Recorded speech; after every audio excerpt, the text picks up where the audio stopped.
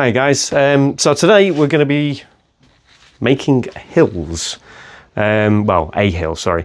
But what we're going to do is something slightly different.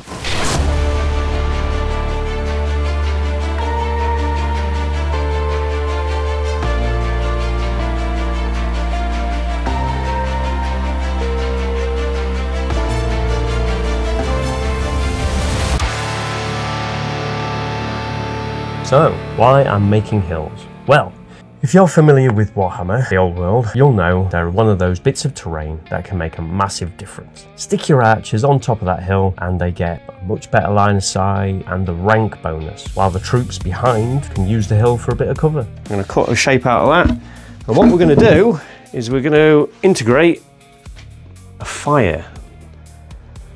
So we can lift it in and out and turn it on with it being battery operated. And it flickers and it looks just cool. Try and accomplish as much of the wood as possible. We're going to go a bit bigger than the normal hills, because if there's a campfire on there, you want to incorporate some troops and other bits or whatever you want to do with it.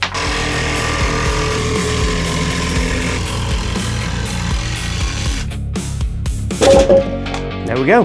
What I'd like to do is use a smaller piece where I've cut out shapes before, use one of these to create a little rock side so the fire sits behind that rock, so it looks like someone's taken shelter and got a fire on the go. It's going to be a little bit more delicate with the cutting. I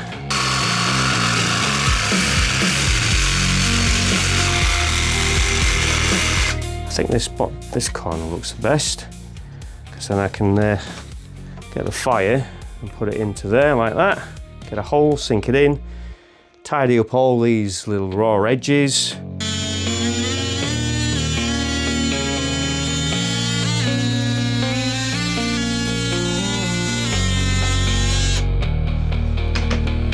So that's the little one done, let's do the big one.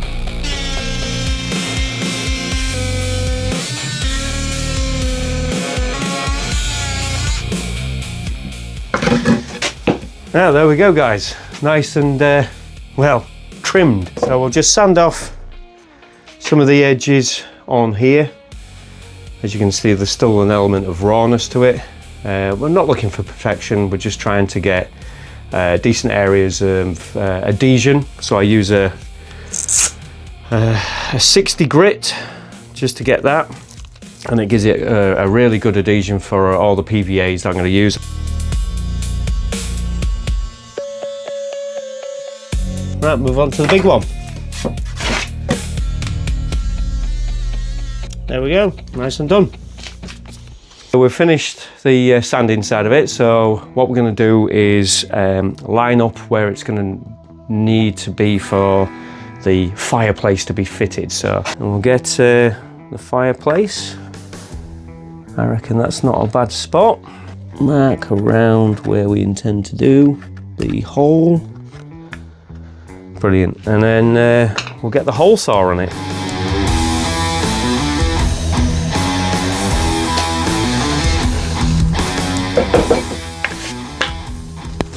As you can see, we've got the hole. Let's have a look how it's going to look and sit. So we can put the little extra hill there, and that is where it's going to sit, just like that. And because of the hole being so big, what I'll do is I'll fill in the edges with some of the textured paints that I use, either from Valero or Games Workshop directly. They're textured paints fill in some of the bigger gaps, so we'll use that on those small hills and that hole there. What I'll have to do to get this smaller piece to glue on here is when I PVA onto the area, I'm going to have to use plates of weighted steel or something that's heavy, place it on there and leave it for a couple of days to bond through, so you get a stronger adhesion with the PVA. Once that is cured off in a couple of days, then I can come back to it and start working on getting this in place, basically filling all the gaps and putting bits of grass on there and building up them stages bit by bit, leaving them for a few days to dry off, and then by the time we get to the end product, it'll be aesthetically pleasing, hopefully. hopefully, but you guys will tell me on that one. One thing I completely forgot to do was add a base. I needed something underneath the hill so the fire wouldn't just drop straight through the hole I'd drilled. I ended up using a bit of white plastic, mainly because I already had it lying around and it's really easy to work with. You could use pretty much anything here, even a thin piece of wood or cardboard, whatever you have to hand. I've PVA'd this piece of wood onto the receiving piece of wood. I've also mitre fixed the plastic to the bottom. It's not gone off yet, so there's still going to be at least 12 hours set time before I can work with this again. But in the meantime, I'll keep that weight on there just to keep the pressure there and allow the PVA to absorb and drag and bond the two pieces of timber together. 2 days later. Right guys, so I've glued and based, well I haven't based, I have glued. I've glued the base, there we go, this thing, on the hill. And that's mainly to allow for the fire to go into it, so the hole's covered up so it doesn't drop through. I've got the little mound of wood to represent another mound of hill, and basically what I'm going to do today is going to put the PVA glue all on the flat surfaces and add some flock, some lovely green fluffy grass with a little bit of stone we've got here, which is a mixture of sharp sand, soft sand and a bit of flock in there as well, just to give it a more natural look. And that's what we're going to do. Bit of watered down PVA. It's about 50-50 mix, water and PVA glue. Just use a normal domestic style paintbrush. We'll start blathering it on. Just trying to get the top part, all the flat surfaces PVA'd. I don't worry about it being smooth finish because I'm trying to look, well, make it look more natural and leaving all the sanded areas for textured paints. So then we'll introduce that shortly, and then we get with the flock. Nice big handful. So as I'm spreading this, what I intend to do is just randomize it. So then it's because it's really difficult without a sieve, but I'd rather just let it naturally fall and find its own little areas, creating a more aesthetic finish, or at least that's the theory. That's up to down to the person to think if it looks right or not. So we'll get this first layer on, but I also want to slap on a bit of stone as well, which is a bit of a mixture. Sand and bits of boulders and other bits and bats.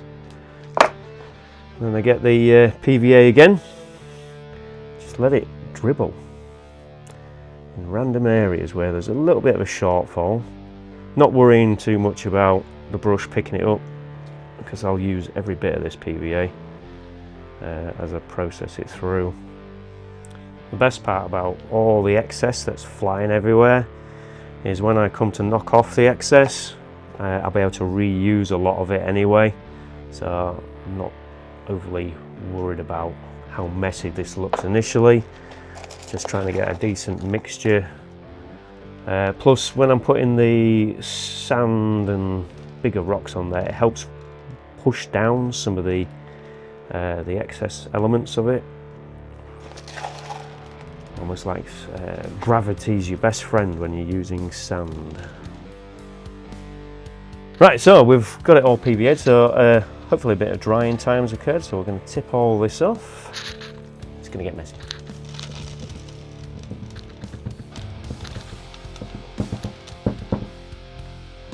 Oh, that's not too bad at all, actually. Look at that, brilliant. I use a couple of different textured paints, but I use Valero earth texture, which is for the rocky edges around the signs there, and then for the mud I use the Citadel colour Sterling Mud, the technical paint. And I've got my little scraper for applying. Should be nice and easy to do. Just do that round here.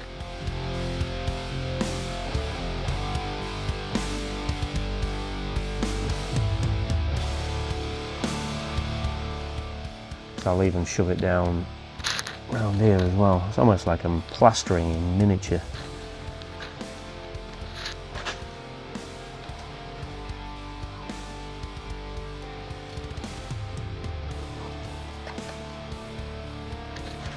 Well, even once it's dry, I'm not going to do anything further with it, except for, you know, as in details. I'm not going to add null oil to create a bit more depth within the rocks element. That's not the main focus. We'll just try and focus on this where the fire would reside. Just where the flock is a bit heavier. It's not quite cured off enough for working with. As you can see, look, it's just spiking up.